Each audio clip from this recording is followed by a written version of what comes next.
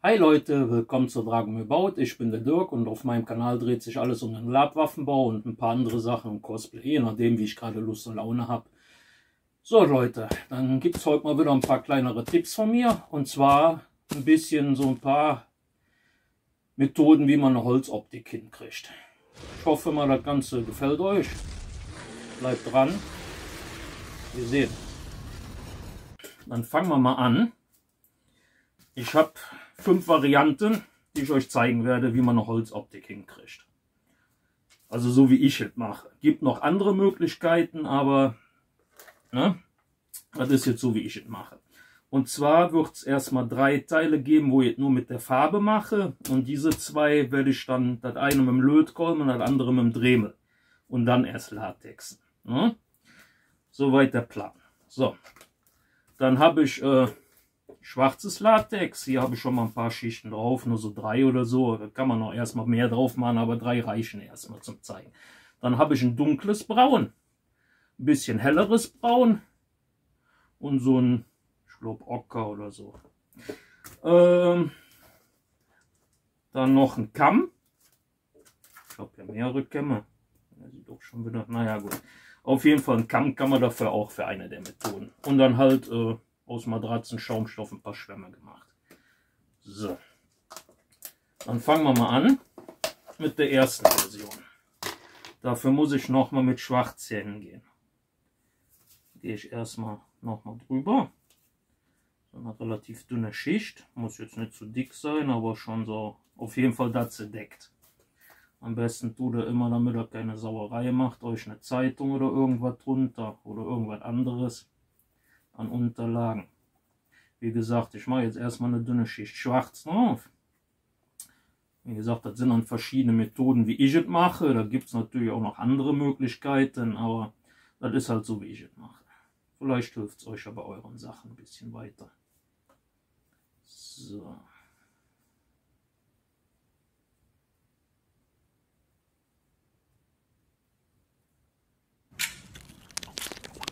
Jetzt haben wir hier einmal schwarz drauf gemacht. Dann gehen wir jetzt hin. Den Kamm könnten wir auch nehmen. Ach, wir nehmen den großen. So. Dann geht er hin. Macht quasi so Schlangenbewegungen.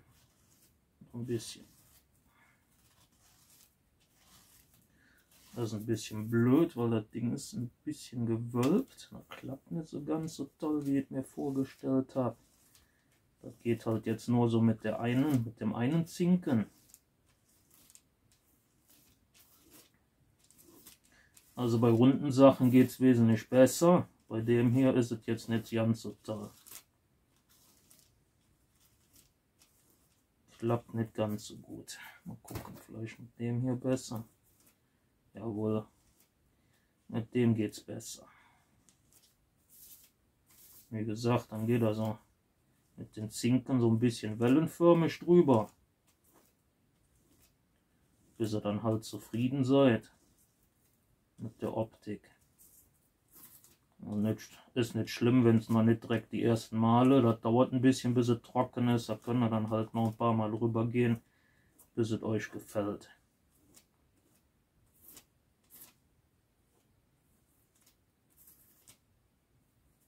Zwischendurch am besten immer so ein bisschen das Latex oder das Flexipaint wegmachen.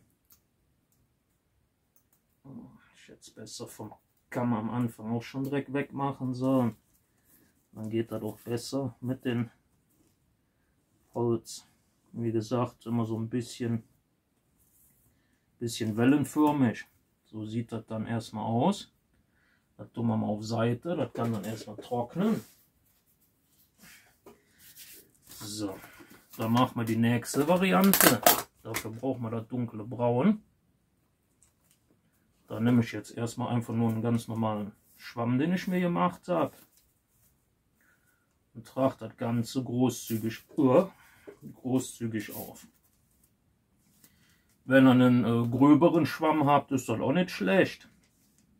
Wegen der Holzgrundtour. Könnt ihr natürlich dann auch so ein bisschen wellenförmig machen.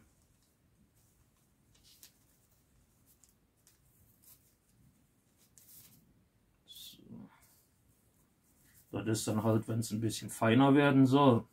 Das ist jetzt erstmal, wie gesagt, das dunkle Braun. Das tun wir dann auch mal auf Seite zum Trocknen. Und dann könnt ihr hingehen. Ich gucke mal, ob ich hier noch irgendwo einen Pinsel liegen habe, den ich benutzen kann. Naja, der ist schon nicht mehr ganz so gut, aber das ist nicht schlimm. Das ist genau das, was ich brauche. Gehe ich jetzt hin. Dann das Braun. Und bürste das. Wenn ihr so einen groben Pinsel habt, ist das gar nicht so schlecht dafür. Da könnt ihr eine schöne, geht da auch so ein bisschen wellenförmig drüber. Ich hoffe, das kann man so ein bisschen erkennen. Da habe ich, glaube ich, ein bisschen Latex runtergerissen gehabt, aber naja gut, das ist nicht so schlimm. Da haben die Sachen ein bisschen aneinander geklebt, als ich sie mit runter in den Keller genommen habe. Aber das ist jetzt nicht so blöd. Wie gesagt, dann macht das so lange, bis es euch gefällt.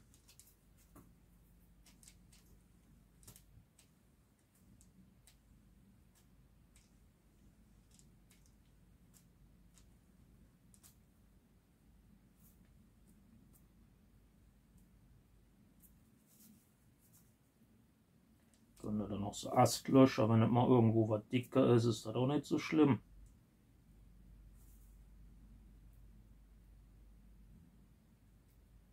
Immer so ein bisschen gucken oder dann wie so ein, dass das alles so ein bisschen natürlich geschwungen aussieht. Wenn ihr euch nicht so ganz sicher seid, dann guckt ihr euch einfach so ein bisschen im Internet bei Google ein paar Bilder an. So zur Inspiration, wie das aussehen könnte. Ich mache das jetzt so grob aus dem Kopf ein bisschen. So sieht das jetzt erstmal aus. Ist jetzt nicht so toll geworden, aber wie gesagt, geht jetzt nur darum zu zeigen, wie man das machen kann. Das Ganze lassen wir jetzt erstmal auch trocknen. Für die nächsten Varianten nehmen wir dann etwas dickeren Schaumstoff. Dafür braucht man dann auch Lötkolben und einen Dremel. Wenn er mit dem Dremel eine vernünftige Holzoptik hinnimmt, er einfach hier so ein Teil zum Schleifen. Ja? Ich hoffe, das kann man gut sehen. Dose kommen wir auf Seite. Ja? Wie gesagt, nimmt einen Dremel für. Können auch eine Bohrmaschine oder irgendwas nehmen, aber ich nehme einen Dremel, der ist am handlichsten. So, das wird jetzt ein bisschen laut werden. In der Zwischenzeit kann dann der Lötkolben auch schon ein bisschen vorglühen. Gehen wir hin.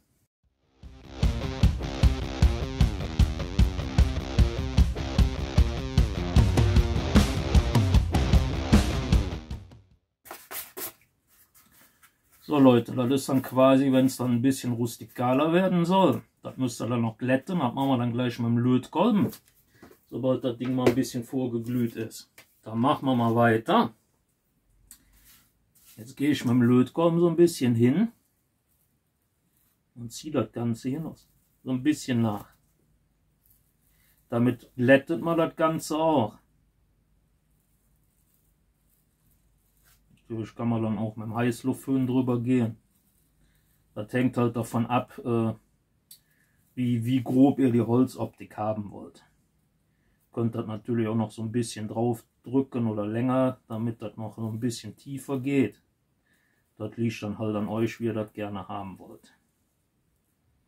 Die einen mögen es halt ein bisschen rustikaler, die anderen nicht. Das hängt aber auch immer davon ab, für was man halt die Sachen machen möchte. Ja.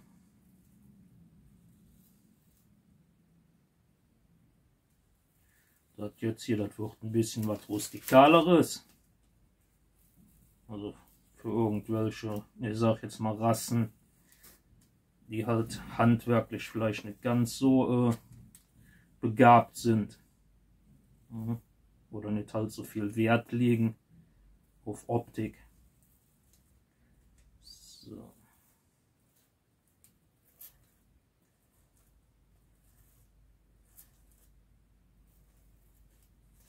Wie gesagt, das ist jetzt hier so das Grobe. Macht das also ganz durch.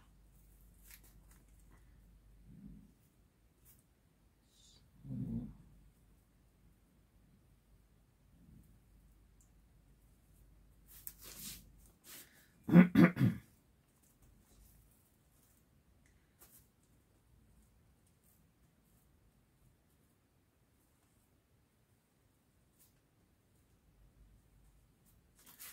So, das wäre jetzt quasi das mit dem Dremel und mit dem Lötkolben.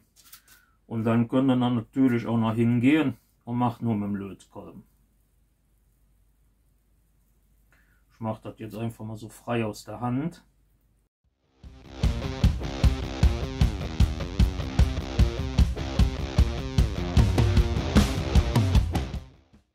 Wie gesagt, das ist jetzt so ein bisschen improvisiert mal wieder alles.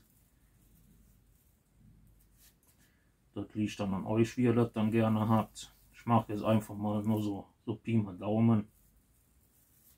Wenn ihr euch nicht sicher seid, könnt ihr natürlich auch erstmal mit dem Kugelschreiber oder mit dem Füllstift, aber am besten mit dem Kugelschreiber erstmal die Linien vom Muster, wie ihr das gerne haben wollt, erstmal aufmalen. Und geht dann mit dem Lötkolben danach. Oder halt mit dem Dremel und dann mit dem Lötkolben.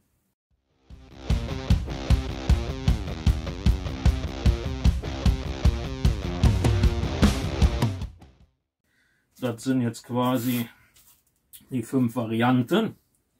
Dann müssen wir bei dem jetzt quasi noch hingehen und halt noch latexen. Ihr wollt ja nachher sehen, wie das optisch aussieht. Wie gesagt, die Brauntöne, das sind dann bei allen 3 nämlich dieselben. Gehe jetzt einfach hin, werde das Ganze einfach latexen in schwarz, genau wie die anderen Sachen auch.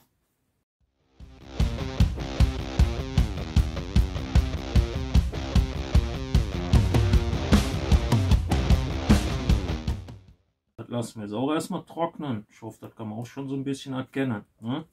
In die Ritzen nicht zu dick drauf machen, dann geht nämlich zu viel an Konturen verloren. Okay Leute, das Ganze ist jetzt erstmal soweit trocken. Jetzt haben wir hier, ich habe überall erstmal nur 3 Schichten drauf gemacht. Wie gesagt, das Latex könnt ihr genauso gut auch mit Flexipaint machen, klappt genauso gut. Ja.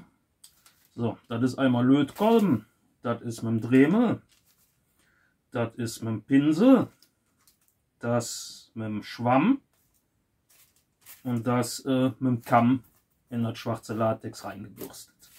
So, dann gehen wir jetzt hin. Bei denen haben wir ja schon eine Braun drauf. Nehmen wir uns wieder einen Schwamm. Das mache ich dann alles mit dem Schwamm. Und werde dann erstmal alles komplett in Braun machen. Ich werde dann auch überall dieselben Farben nehmen, damit ihr halt mal sehen könnt, wie der Unterschied ist. Das ist jetzt ganz normales Latex mit brauner Abtönfarbe drin aus dem Baumarkt. Nur so als Erklärung für den Fall, dass wieder irgendeiner Fragen hat. Wie ich sehe, ist das ein bisschen nicht mehr ganz so frisch.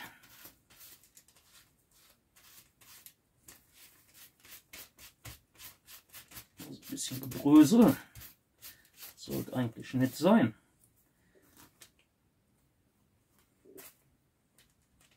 So.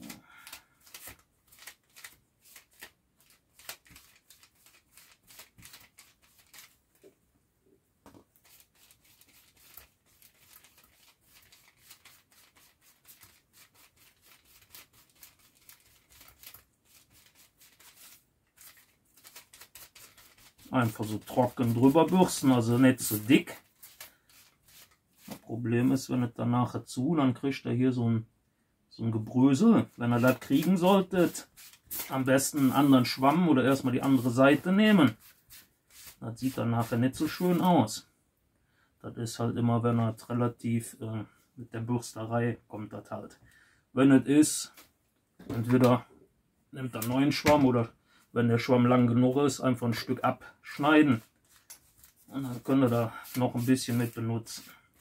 Können auch wieder ein bisschen Material sparen. Wie gesagt, so ein bisschen drüber bürsten. Muss nicht so ganz deckend sein. Das ist nicht schlecht, wenn es nicht ganz so deckt überall. Wo ein bisschen das Schwarz rauskommt. Das gibt dem Ganzen nachher noch ein bisschen mehr Kontur.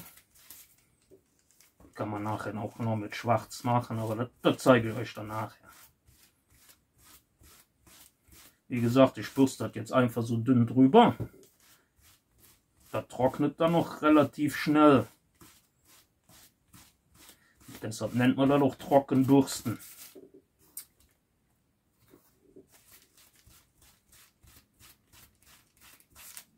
Wie gesagt, nicht so viel drauf und dann halt auch immer gucken. Sobald ihr merkt, dass da irgendwie so Klumpen sind, direkt einen anderen Schwamm nehmen. Das macht nämlich die Oberfläche, naja, sieht da nicht so toll aus.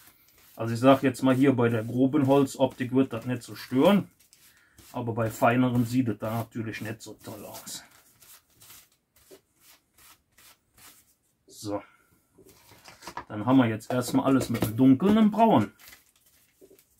Das sind dann schon mal hier so die 4 Sachen. 5, Entschuldigung, 5, keine 4, 5. So.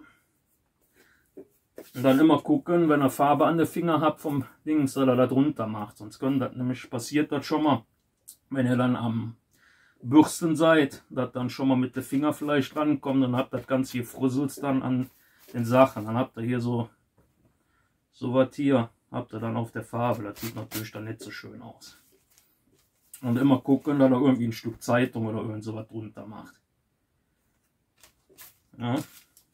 Ihr seht hier, hast du dann so ein Gefrüssel hier. Oder hier so an der Stelle. Ich weiß nicht, ob man das so gut sehen kann. Ne? Das ist dann auch, wenn das schon so ein bisschen, das seht ihr halt hier, wenn dann hier so Klümpchen sich bilden. Ne? Dann am besten immer den Schwammdreck austauschen. Wie gesagt, das Ganze lassen wir jetzt erstmal wieder ein bisschen antrocknen. Beziehungsweise müssen wir eigentlich gar nicht. Das ist schon relativ trocken, wenn er das dünn drauf macht. Wir können eigentlich schon hingehen mit der nächsten Farbe. Dann nehme ich einen etwas helleren Ton. Der ist auch schon nicht mehr ganz so frisch. Da müsst ihr dann immer gucken, weil wenn das nicht mehr so frisch ist, fängt das schneller an zu klumpen. Und dann machen wir das bei den ganzen Teilen auch drauf.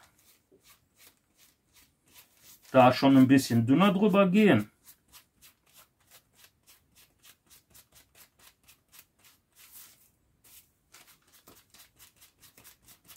Auch so leicht drüber bürsten. Das ist halt je nachdem, wie heller das Ganze haben wollt. So. Das ist das mit dem Pinsel. Wie gesagt, ihr könnt das natürlich auch mit dem Pinsel machen, nur.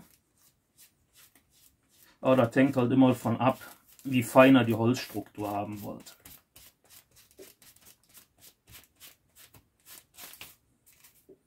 Sagt nicht so ganz flächendeckend, immer so ein bisschen mehr, ein bisschen weniger. Wenn es zu hell wird, ist nicht schlimm, das kann man nachher mit ein bisschen schwarz verdünnt wieder nachdunkeln. Dann kommen die Konturen wieder ein bisschen besser raus. Und wie gesagt, nicht zu dick drauf machen, ne? Relativ dünn. Am besten auch immer gucken, dass das nur so in eine Richtung drüber macht.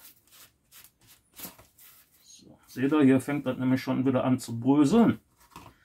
Das ist dann durch das Trockenbürsten wird die Farbe natürlich am Schwamm auch relativ schnell trocken.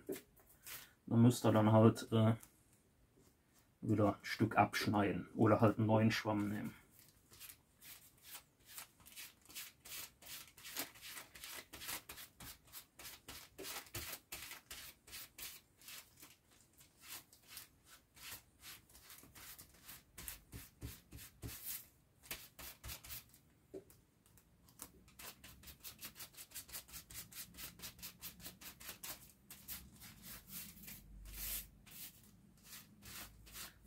Prinzipiell reichen eigentlich 2 Brauntöne und dann noch ein bisschen schwarz, aber das ist dann, man kann alles Mögliche damit machen. Das hängt jetzt davon ab, wie ihr halt, in welcher Helligkeit ihr das Ganze haben wollt.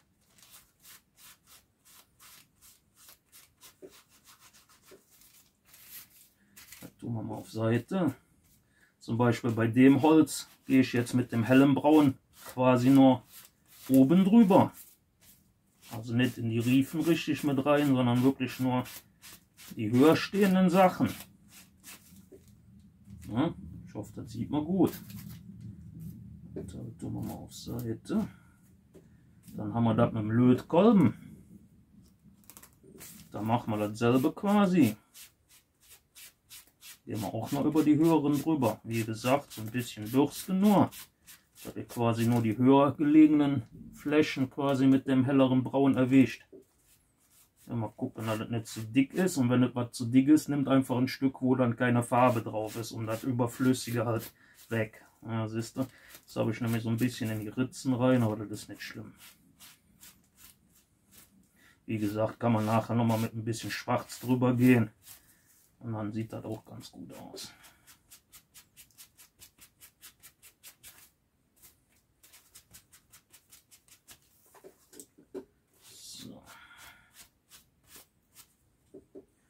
So, das sind jetzt die Töne. Und dann könnt ihr jetzt, sagen wir mal, ihr könnt hingehen jetzt schon mit ein bisschen verdünnten Schwarz. Das hängt oder gar nicht. Ihr könnt natürlich auch so machen. So, dann machen wir erstmal mit den 3 hier wieder weiter. So. Das ist natürlich ein bisschen am Wölben. Dadurch, dass die Matten, das sind 10er Stücke, das sind 5er. Ihr könnt dann natürlich, was hier mit ist, auch mit denen machen. Und halt auch, wenn es gewickelt ist, rund oder was auch immer. Es geht jetzt nur darum, dass ihr ungefähr wisst, wie das halt funktioniert. So, das müsste, ich glaube, beige oder ocker ist das. Ich meine aber beige. So, dann nehmen wir uns wieder den Schwamm. Mal gucken, und wenn ihr zu viel drauf habt, einfach ein bisschen auf die Zeitung tupfen. So. Jetzt mache ich das Ganze relativ hell. Ich hoffe, das kann man gut sehen.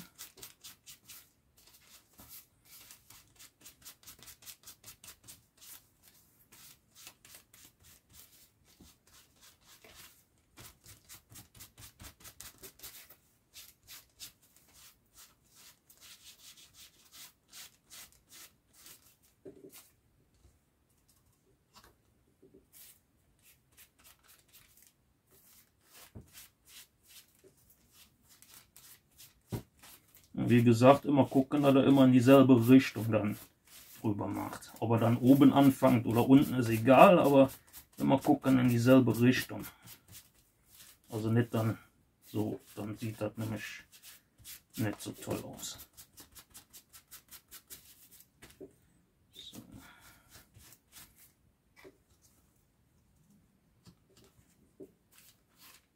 Wie ihr seht, geht das ganz gut.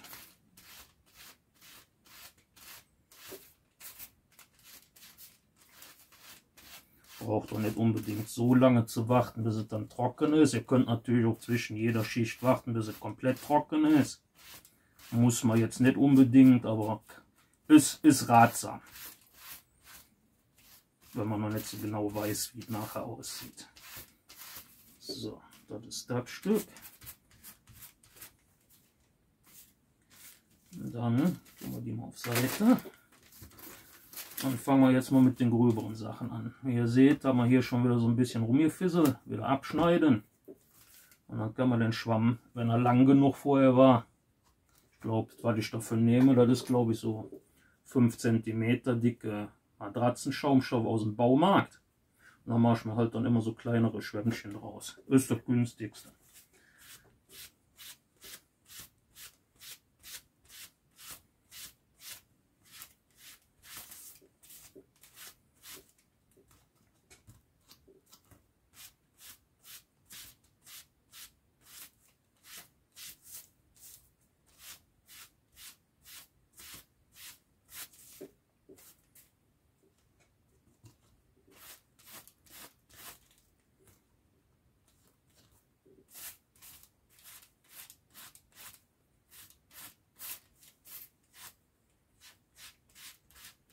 Und immer gucken, wenn irgendwo die Farbe ein bisschen zu dick drauf ist, dass er das wegmacht. Indem man halt so ein Stück, wo keine Farbe ist, benimmt.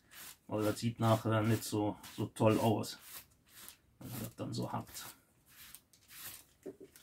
So, dann haben wir jetzt quasi die 5 Sachen schon mal soweit fertig. Dann können wir jetzt hingehen, wenn das Ganze noch zu hell ist, könnt ihr hingehen, einen Schwamm oder einen Pinsel nehmen mit verdünnter Farbe. Aber das mache ich jetzt mal nicht mit verdünnter Farbe. Ich gehe jetzt so mit Schwarz drüber. Ups. Am besten nehmt ihr euch entweder irgendein fusselfreies Tuch, das ihr versauen könnt. Oder ich nehme einen Schwamm. Dann gehe ich hin, nehme mir irgendein Reststück, was ich hier noch so rumliegen habe. Müsst ihr jetzt nicht unbedingt verdünnen. Ihr könnt das auch dann ein bisschen verteilen. Müsst ihr nur halt gucken, dass er nicht so viel drauf macht. Wenn ihr das Ganze jetzt ein bisschen dunkler haben wollt, macht ein bisschen schwarz drauf und bürstet dann mit dem Schwamm drüber oder halt mit dem Lappen. Wie gesagt, könnt ihr natürlich auch mit Wasser verdünnen. Dann geht er tiefer in die Ritzen rein, aber in dem Fall will ich halt nicht zu sehr übertreiben. So sieht das Holz dann ein bisschen älter schon aus. Das sind jetzt die Teile. Aber wie gesagt, das liegt dann an euch, wie ihr es dann gerne habt. Manche mögen das Holz ja relativ hell oder noch heller halt, wie ich es jetzt habe. Ja, das liegt dann an euch. Das ist dann, wenn ihr zum Beispiel hier so ein paar Stellen habt, die euch zu hell geraten sind, könnt ihr halt dann mit dem Schwarz noch so ein bisschen nachdunkeln. Ihr dürft nur nicht zu viel Schwarz reinmachen. So.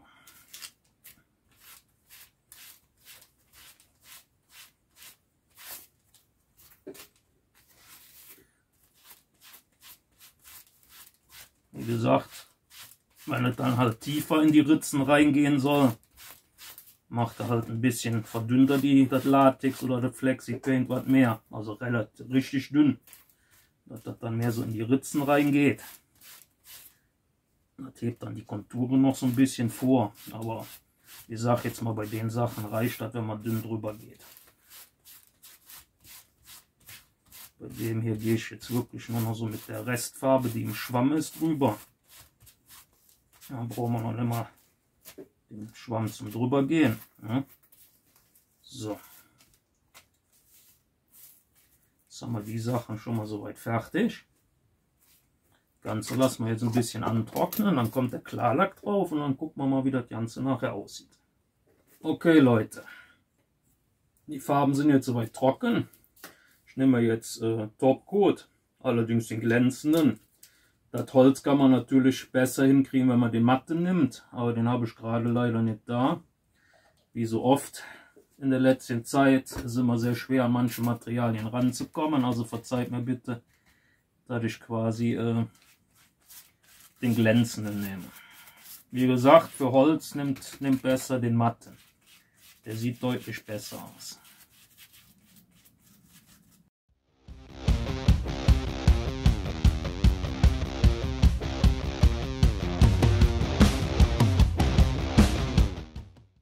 Dann lassen wir das Ganze jetzt trocknen. Okay Leute, der Topcoat ist jetzt so gut wie trocken. Gut, hier noch nicht so ganz, aber das ist jetzt nicht so schlimm. Man sieht ja, wie es werden soll. Wie gesagt, das hier ist jetzt die erste Version, das war die mit dem Lötkolben. Wo ich dann das rein freischnauze, kann man natürlich noch schöner machen. Das hier war mit dem Dremel, weil ich anschließend noch ein bisschen mit dem Lötkolben geglättet habe. Wie gesagt, hier in den Rillen habe ich ein bisschen zu dick. Da ist es noch nicht so ganz getrocknet, aber naja gut. Ich glaube, man kann erkennen, wie es aussieht. So. Dann hat man hier, gut, das können wir mal ein bisschen ignorieren, das war noch vom Schwarz, das ist jetzt nicht von der Holz, also ich sag mal ab hier. Ne? Das war jetzt hier mit dem Pinsel, wo ich das reingemacht habe mit dem dunklen Braun und anschließend mit dem Schwamm drüber.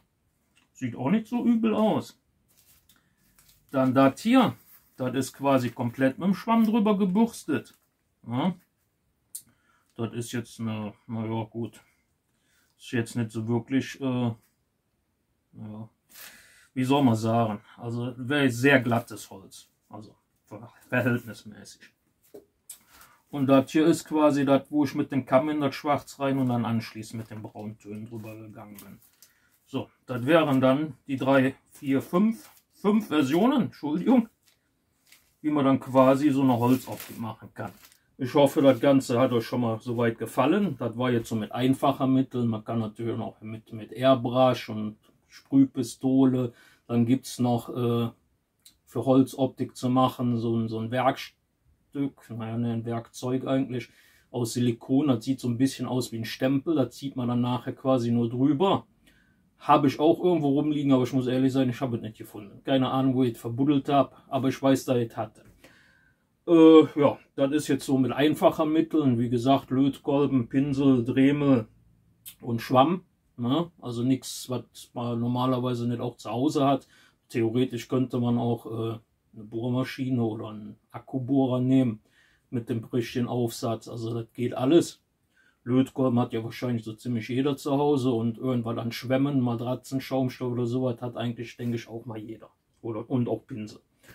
Ne? Vor allen Dingen die Leute, die bauen. So, dann hoffe ich mal, dass das euch bei eurem Projekt ein bisschen weiterhilft. Dass ihr ein bisschen hübschere Holzoptik hinkriegt, wie einfach nur so ein, Entschuldigung, wenn ich jetzt sage, kackbraun drauf zu machen auf das Schwarz und dann sagen, das wäre Holz. Ne? Also das kann man schon ein bisschen schöner machen. Dann hoffe ich mal, das ganze Video hat euch gefallen. Abos, Glocke und so, wisst ihr ja, ne? Damit ihr keins meiner nächsten Videos verpasst. Wenn ihr wieder Tipps haben wollt oder eins meiner Projekte, die ich halt am Bauen bin, sehen wollt, nicht vergessen. Dann wünsche ich euch noch einen schönen Tag. Freue mich über jedes Abo von euch, auch die, die schon abonniert haben. Freue ich mich riesig drüber. Ich hoffe, es geht weiter so. Das motiviert mich halt, um neue Videos zu machen. Dann sehen wir uns in einem meiner nächsten Projekte. Wir sehen.